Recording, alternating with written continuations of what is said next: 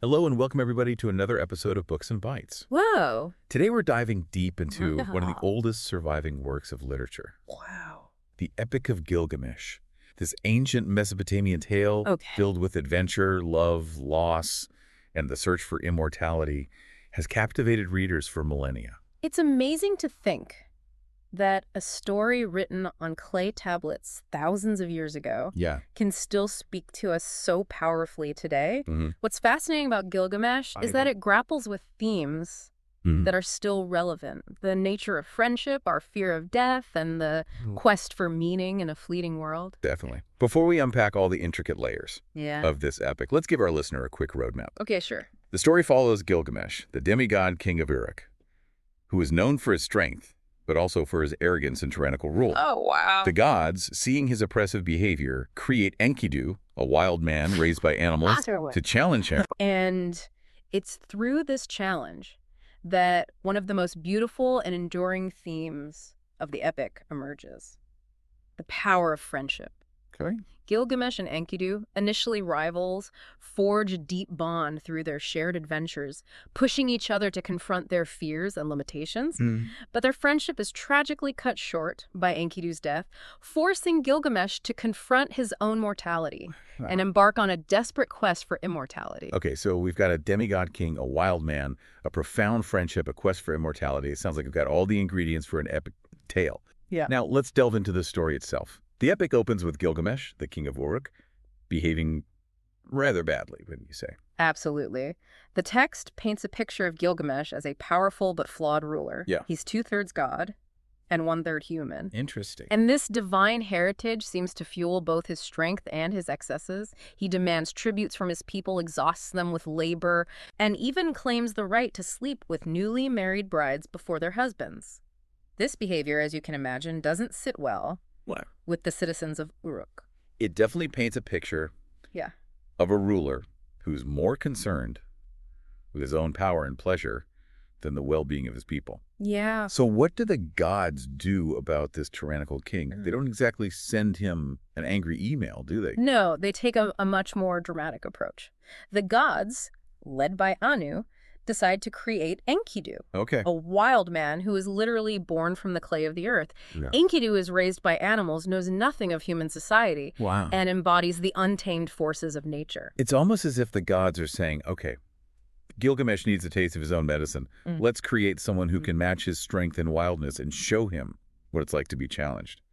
But how do you go from a wild, hairy man living with animals to a worthy opponent for a demigod king? That's where the fascinating character of Shamhat enters the story. Okay. She's a temple prostitute, a figure who held a significant role in ancient Mesopotamian society. Okay. Often associated with sacred rituals and the worship of the goddess Ishtar.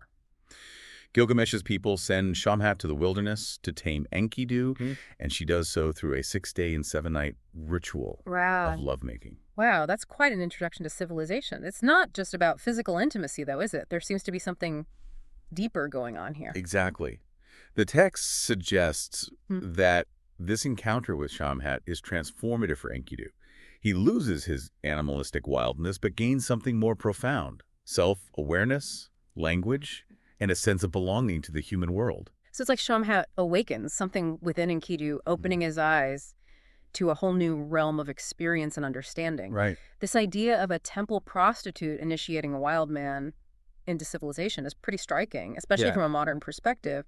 What does this tell us about Mesopotamian culture and beliefs? It's a reminder that sexuality and spirituality were often intertwined in the ancient world. Temple prostitutes, far from being simply sex workers, Played a complex role in religious rituals and were sometimes seen as conduits to the divine. In this case, Shamhat doesn't just tame Enkidu, she essentially humanizes him, bringing him into the fold of civilization. Fascinating. So Enkidu, now civilized, learns about Gilgamesh and his tyrannical behavior. And he's not too happy about it, is he? Not at all. He's particularly outraged by Gilgamesh's practice of sleeping with newly married brides, a violation of sacred traditions, and a blatant abuse of power. Enkidu, feeling a sense of justice and perhaps a bit of righteous indignation, decides to travel to Uruk and confront Gilgamesh. And this confrontation is one of the most famous scenes in the epic. Right? This is where the king meets his match. Absolutely. The text describes their first encounter in vivid detail. A clash of titans that shakes the very foundations of Uruk. They wrestle, they grapple, they smash each other against walls, neither one willing to yield. This fight isn't just about physical strength, though. It's a battle of wills, a clash of personalities, each trying to assert dominance over the other. Sounds pretty intense. I bet there's some famous lines in this passage that really capture the energy of their struggle. There are. One line that always stands out is when Gilgamesh, in the midst of their furious wrestling match, says to Enkidu, "Let us grapple, and let Uruk learn who is the stronger." You can almost hear the determination and the challenge in his voice, can't you? Definitely. So this clash of titans, this epic showdown, who emerges victorious? Well, after an incredible display of strength and endurance, Enkidu finally recognizes Gilgamesh's superior power and yields. He acknowledges Gilgamesh as the stronger of the two. But, and this is crucial, this act of submission doesn't lead to humiliation or resentment. Instead, it marks the beginning of something unexpected and profound, a deep and lasting friendship. Wow, so from rivals to friends, through a knockdown, drag-out fight. That's a pretty unique origin story for a friendship. I guess sometimes you have to really clash with someone to truly appreciate their strength and character. Precisely. This surprising turn of events speaks to the complex nature of human relationships. Sometimes conflict can be a catalyst for connection, a way of breaking down barriers and forging bonds of mutual respect. Right. And in the case of Gilgamesh and Enkidu, their friendship becomes one of the most moving and enduring aspects of the epic. So we've got this unlikely pair, the demigod king and the wild man turned best friend. What do they do next? I have a feeling staying home and playing board games isn't really their style. You're right about board games not being their style. Now that they've formed this powerful bond, Gilgamesh and Enkidu set off on a series of daring adventures together. They're no longer content with the confines of Uruk. They crave glory, excitement, and a chance to test their strength against the world. And what better way to prove yourself than by taking on a fearsome monster? Exactly. Their first major adventure takes them to the cedar forest, a forbidden realm ruled by Humbaba, a terrifying giant who is the guardian of the sacred cedar trees. This forest is under the protection of the god Enlil. So, by venturing into it, Gilgamesh and Enkidu are essentially defying divine authority. So they're not just going on a camping trip. They're embarking on a dangerous quest that could have serious consequences. Right. This isn't just about proving their strength. It's about challenging the very order of the cosmos. What motivates them to take such a risk? I think it's a combination of factors. Gilgamesh, always driven by ambition and a thirst for fame, sees this as an opportunity to solidify his legacy as the greatest hero of his time. And Enkidu, though more cautious than Gilgamesh, is also drawn to the challenge and the chance to prove his loyalty to his friend. Their friendship seems to be a key driving force in their adventures. They push each other, challenge each other, but ultimately support each other through thick and thin. Absolutely. And this interplay between their personalities is what makes their dynamic so compelling. Yeah. Gilgamesh, often impulsive and eager for glory, is balanced by Enkidu's wisdom and caution. But remember, Enkidu wasn't always the voice of reason. He was a wild man, untamed and driven by instinct. It's his friendship with Gilgamesh that has tempered his wildness, shaping him into a more thoughtful and insightful companion. Their journey to the cedar forest and their battle with Humbaba is described in vivid detail in the epic. Are there any particular passages that stand out to you as capturing the essence of this adventure? There are so many, but one that always gives me chills is the description of Humbaba's terrifying roar, which is said to shake the heavens and the earth. His roar is a flood, his mouth is fire, his breath is death. Oh, wow. Imagine the courage it must have taken for Gilgamesh and Enkidu to stand up to such a creature. Just hearing you describe it sends shivers down my spine. This Humbaba sounds truly monstrous, a force of nature that most people would run from, but not Gilgamesh and Enkidu. They face their fear head-on, armed with their axes and their unbreakable bond. And they do succeed in slaying Humbaba, a victory that further cements their status as legendary heroes. But this act of defiance against the gods has consequences, as you might expect. Enlil, the god of earth and wind, is furious that they have killed his protector. So it seems like their victory comes at a price. They've proven their strength and courage, but might have angered some very powerful deities in the process.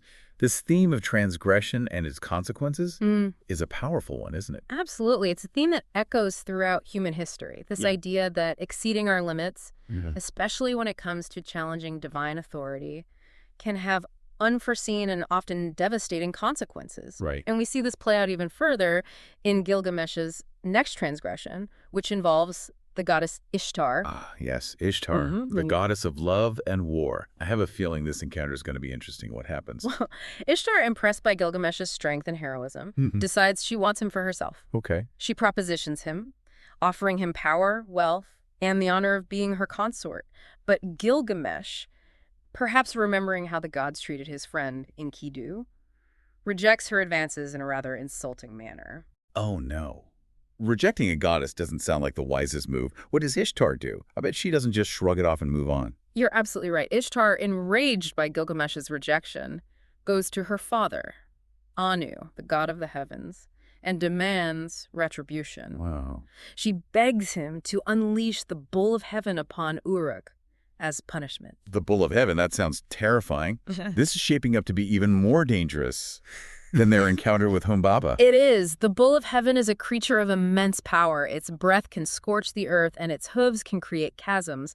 It's a force of nature unleashed upon Uruk as a divine punishment. So what do Gilgamesh and Enkidu do? Do they face this new threat head-on, as they did with Humbaba? They do. Once again, they display incredible courage and strength, fighting side by side against this terrifying creature. And after a fierce battle, they manage to slay the bull of heaven, saving Uruk from destruction. Another victory for our heroes. But I have a feeling this isn't the end of the story.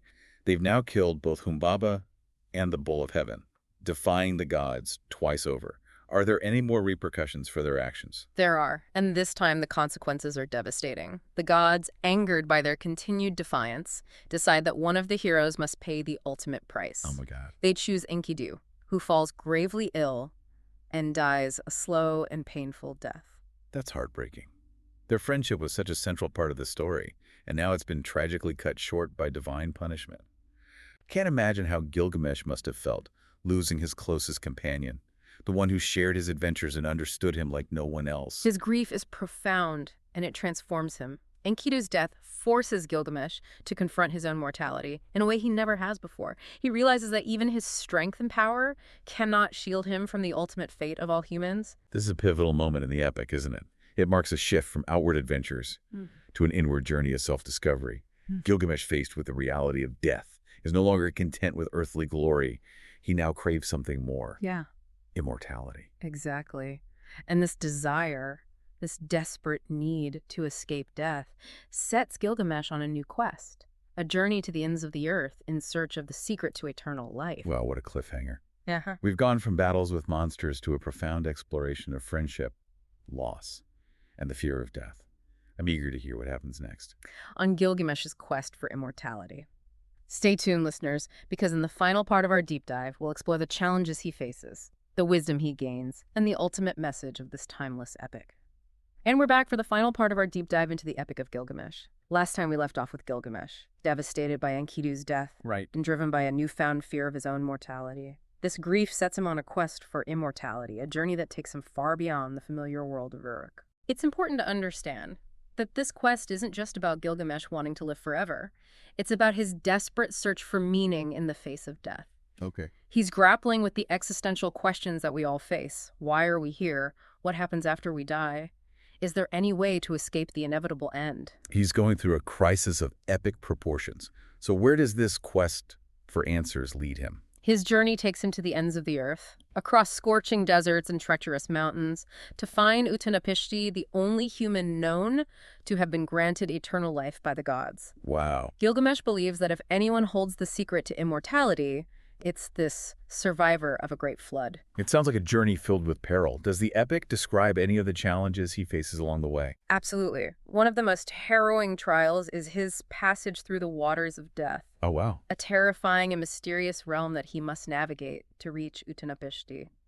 These waters are said to be so toxic that even a single drop can kill a mortal. Wow, that's intense. He's literally facing death at every turn, risking everything for a chance at immortality.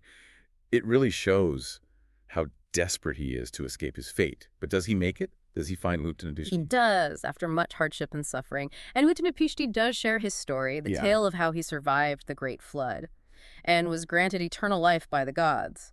But this story doesn't provide the easy answers Gilgamesh was hoping for. In fact, it reinforces the idea that true mortality is beyond human reach. So even after all that effort, after all those risks, Gilgamesh learns that he can't escape death. That must have been a crushing blow. It is a moment of profound disillusionment, but it's also a turning point for Gilgamesh. Good. Utnapishtim's story, while highlighting the impossibility of human immortality, also reveals something crucial: the importance of accepting our mortality. That's an interesting twist. So instead of finding a magic potion or a secret formula for eternal life, Gilgamesh learns that true wisdom lies in accepting the limits of human existence. Exactly.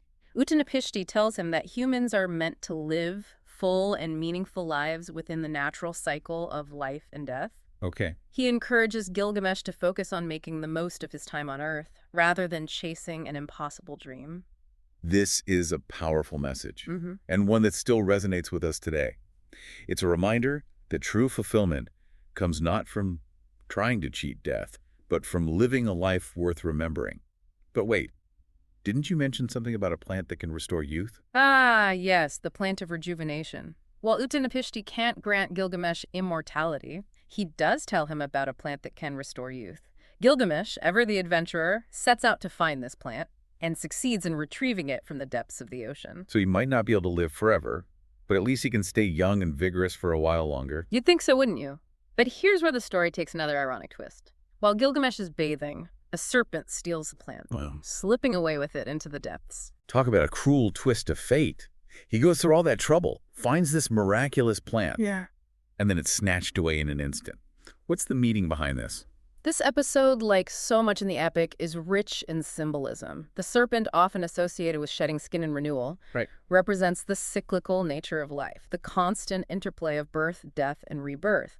The loss of the plant reinforces the idea that even with all his strength and determination, Gilgamesh cannot escape the natural order of things. It's a reminder that life is unpredictable, and that even the most powerful individuals are subject to the whims of fate.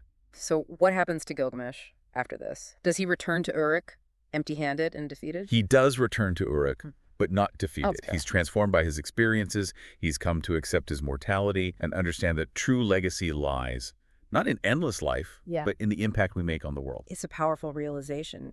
He shifted his focus from personal gain to something greater than himself. Exactly. And the epic ends with Gilgamesh reflecting on the walls of Uruk, which he had built to protect his city and leave a lasting testament to his reign. He realizes that these walls, these physical manifestations of his accomplishments, are a more meaningful form of immortality than endless life. They represent his contribution to the world, the impact he's had on his people and his city. So the epic doesn't end with Gilgamesh achieving immortality in the traditional sense, but it does suggest that we can achieve a kind of immortality through our deeds, our creations, the stories we leave behind. That's a beautiful way to put it, and it's a message that has resonated with readers for thousands of years. Gilgamesh's journey, though ultimately about accepting death, is also a celebration of life, a reminder to cherish our time on Earth and strive to make a meaningful impact on the world around us. It's a powerful and enduring message, one that I think we can all take something from. And with that, we come to the end of our deep dive into the Epic of Gilgamesh. Thanks for joining us on this incredible journey through one of the oldest and most profound stories ever told.